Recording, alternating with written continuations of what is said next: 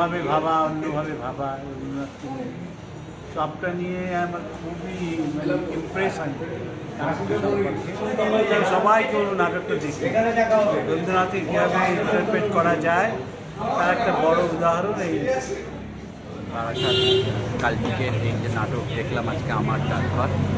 কন্টেন্টটা আমাদের সকলের জানা, রবীন্দ্রনাথের ডাকঘর থেকে ইন্সপায়ার্ড হয়ে কাজটা করেছে ওরা, একেবারেই অনুপ্রাণিত বলা যায়, অবলম্বনেও নয়। এত ভালো ডিজাইন, খুব আনন্দ হচ্ছে দেখে এবং খুব স্লিক একটা নাটক। মূল ডাকঘরকে মাথায় রেখে তাকে কন্টেম্পোরারি করে তার যে প্রেজেন্টেশন, আমার মনে হয় এটা এই সময় যারা থিয়েটার নিয়ে পড়াশোনা করছেন এবং কাজ করছেন সকলেরই দেখা উচিত, থিওরি এবং প্র্যাকটিক্যালের ক্ষেত্রে। কারণ রবীন্দ্র নাটক আমাদেরকে পড়াশোনার ক্ষেত্রে যেরকম প্রয়োজন হয়, সেরকম তার প্রয়োগের ক্ষেত্রে কিভাবে তাকে সমকালীন জায়গায় নিয়ে আসতে হয় সেটা দেবুর এই নাটকের ডিজাইনের মধ্যে দিয়ে বেরিয়ে এসেছে। এবং টেক্সটের যে ভাঙাচোরা দেবু করেছে সেটাও খুব আমার অন্তত ভীষণ ভালো লেগেছে।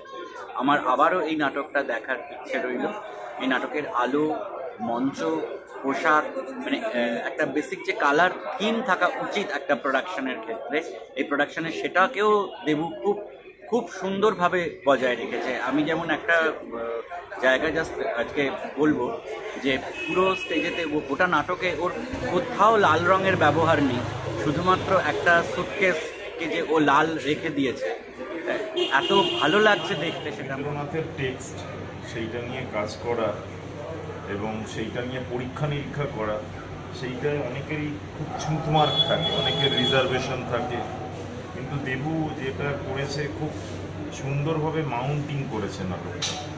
তার যে সমস্ত টেকনিক অ্যাপ্লাই করা হয়েছে এবং যে কায়দায় হয়েছে, যে ধরনে হয়েছে, সেটা খুবই ইন্টারেস্টিং। তো প্রচণ্ড ভিজে গিয়েছিল যে রবীন্দ্রনাথের এই নাটকটা এতটা ভাবে ভেঙে এতটা স্বপ্নের মতো করে বলাটা, এবং অমল তো বড্ড স্বপ্ন এবং বাস্তব, সেই স্বপ্ন এবং বাস্তবটা পুরো নাটকের মধ্যে দিয়ে ফিল করতে পেরেছি আর একটা দারুণ অনুভূতি নিয়ে বাড়ি ফিরতে পেরেছি। খুব কনসেন্ট্রেশন সঙ্গে নাটকটা দেখতে হবে, নাহলে নাটকটা মানে সেই যে একটা গভীর মননের মধ্যে যে নাটকটা তৈরি হয়েছে সেই আনন্দটা ভরপুর পাবেন। আমার এটাই বলার যে দর্শকের অবশ্যই নাটকটা দেখা উচিত।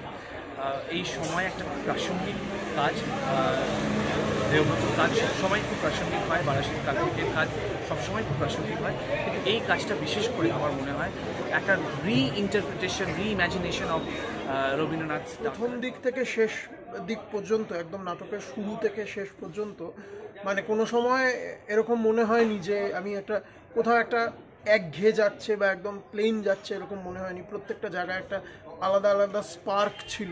এবং তার থেকে বড় কথা যেটা, যে ইমপ্লিমেন্টেশনটা, মানে মেটাফরগুলো বা দেবুদা তৈরি করেছে এবং যে কোরিলেশনগুলো তৈরি করেছে, মানে নাটকের শুরু থেকে শেষ অবধি যে কোরিলেট করতে করতে করতে করতে আমরা গেছি বা আমরা দর্শকরা, তো এই জিনিসগুলো, এই ভাবনা চিন্তাগুলো খুবই মানে একটা অন্য রকম। মানে ডাকঘর, মানে আমরা যেরকম ডাকঘর পড়েছি, আমরা ডাকঘর সম্বন্ধে যেরকম জানি, এই আমার ডাকঘর নাটকটা দেখে ডাকঘর সম্বন্ধে একটা অন্য কিছু ভাবতে দেবুদা ভালো। এখনও মানে হ্যাংওভার রয়েছে নাটকটা।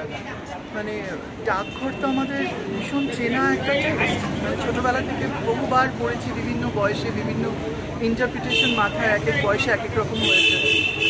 আজকে একটা নতুনভাবে ডাকঘর অমলকে আবিষ্কার করলাম, ভীষণ ভালো লাগলো। ডিজাইন, মানে শুরুতেই হুইল চেয়ার আর সঙ্গে যে লাইটের খেলা, প্রথম দৃশ্যই একদম বেশ টান করে বসিয়ে রেখেছে। আর যে মেন অভিনেতা, প্রোটাগনিস্ট অজয়, ওর অভিনয় ভীষণ ভালো লাগলো। মানে এত প্রাণবন্ত আর এত সুন্দর কালার থিম, তার মধ্যে একটাই লাল সুটকেস, পুরো ব্যাপারটাকে ভীষণ মায়াময় করে তুলেছে। অসম্ভব ভালো। সবার অভিনয়, টিম ওয়ার্ক